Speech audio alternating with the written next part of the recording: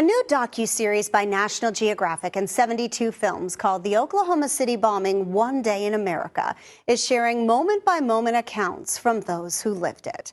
I'm 2 News anchor Julie Chin. Producers say the 3-part series features rare archive and powerful first-hand testimony from witnesses, some sharing their stories for the first time.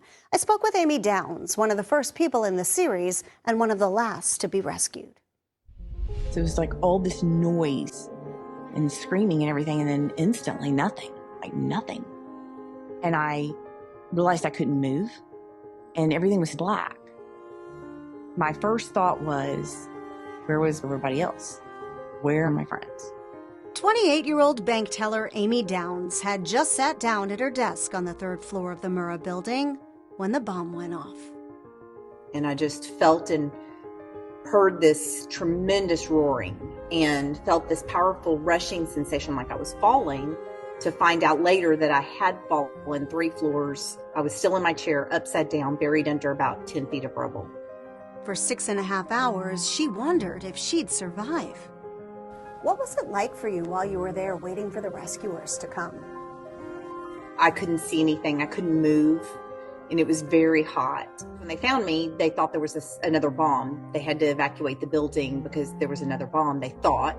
And so my reality for the next 45 minutes was another bomb's getting ready to go off. So I thought I was going to die.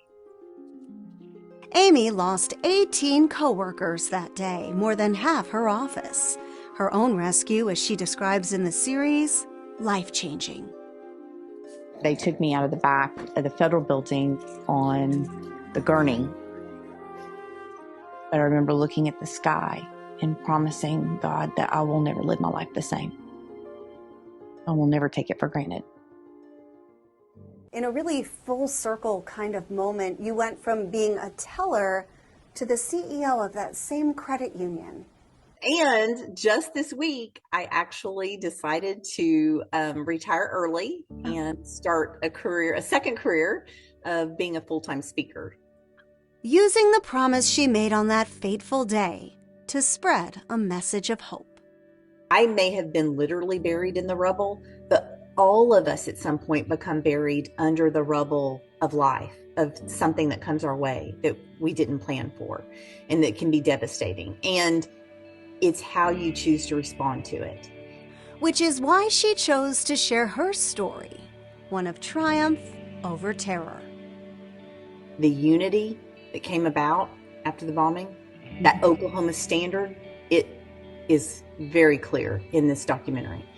And the stories of all the different people and all what they've gone through. That's what I want people to see, that human spirit.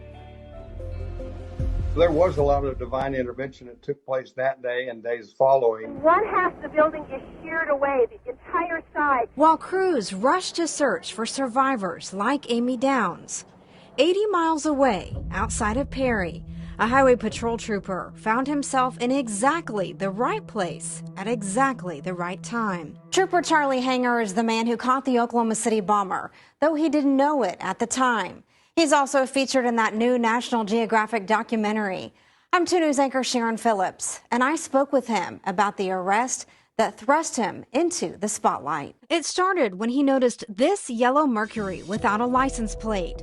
During the traffic stop, he asked Timothy McVeigh to get out of the car and spotted what looked like a weapon under his jacket. I had no idea that he had just committed the terrible act that he did. All I had was misdemeanor charges that were involved the weapon and no insurance and no proper license plate or tag on his vehicle. Trooper Hanger says it's a miracle he was even in a position to see that missing tag. There's 2 ladies and a little minivan broke down. Their alternator went out. I stayed there with those ladies until the wrecker arrived. And little did I know, but Tim McVeigh and that old yellow Mercury had to pass by my location while I was there. He didn't spot the missing license plate then, but it put him in position to down the road. Had those ladies not been broken down, I would have never made that traffic stop. I would have been ahead of McVeigh and would never have seen it. That's not all. McVeigh should have gone before the county judge the next day, but he was busy with another case. So McVeigh's hearing was moved back one more day. Then, the next morning, The judge's son missed the school bus to go to a band function in Stillwater, and he had to take him over there. that pushed his hearing back long enough for the FBI hold to show up. Had that judge not delayed court that morning, he would have already been out. Instead of being let loose, the U.S. Attorney General delivered the news Oklahoma and the rest of the country had been waiting for. Timothy McVeigh, age 27, who we previously called John Doe Number 1, the man with the light brown crew cut, was arrested by local authorities. Trooper Hanger was an instant hero. He'd arrested the man responsible for so much pain, so much loss. And when he searched his patrol car, he'd discover he might have prevented another Oklahoma City. Right in the floorboard behind where McVeigh was sitting was a crumpled piece of paper. I unraveled that, and it was a business card to a military surplus store out of Antigua, Wisconsin. On the back, it said, "We'll need more TNT at $5 a stick. We'll contact you after May 1. McVeigh was later convicted and executed for blowing up the Murrah building. Co-conspirator Terry Nichols is serving a life sentence. But so many innocent people paid the price for their hatred of the government. Seemed like the whole world ended.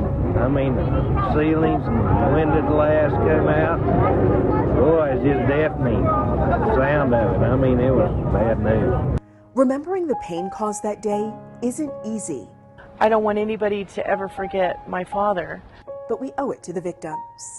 I tried to be strong as much as possible, but in some days I can't be strong.